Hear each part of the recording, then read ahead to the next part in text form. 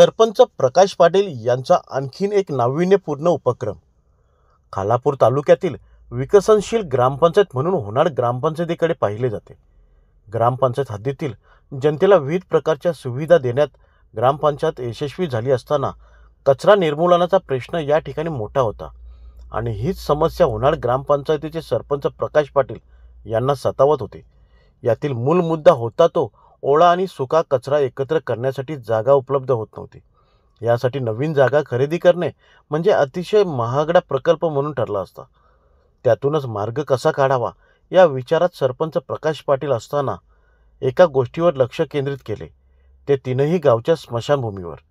गावापासून दूर आणि रस्त्याचा मोठा प्रश्न होता या स्मशानभूमीला. या समस्येतूनच या कचरा डेपोचा उदय झाला.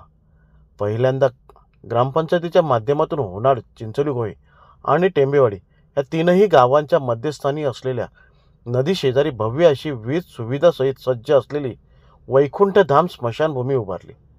त्यानंतर होणार गावची स्मशानभूमी असलेल्या जागेत अगदी थोड्या प्रमाणात आणि कमी खर्चात बदल करीत कचरा डेपो तयार केला.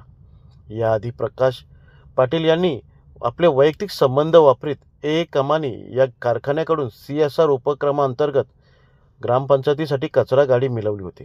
कचरा डेपोसाठी लागणाऱ्या जागेचा प्रश्न सुटल्यानंतर लगेचच तीनही गावांमध्ये कचरा गाडी फिरवीत कचरा गोळा करण्यास सुरुवात केली. अनेक वर्ष प्रलंबित असलेला कचऱ्याचा प्रश्न मार्गी लावला. गावांमधून कचरा बाहेर जाऊ लागला असल्याने गावात अधिक प्रमाणात स्वच्छता वाढली असल्याचे दिसत आहे. तर गृहिणींना कचरा कुठे टाकावा हा प्रश्न आता पडत नसल्याने त्यांनीही समाधान व्यक्त करीत सरपंच प्रकाश पाटील यांचे आभार मानले.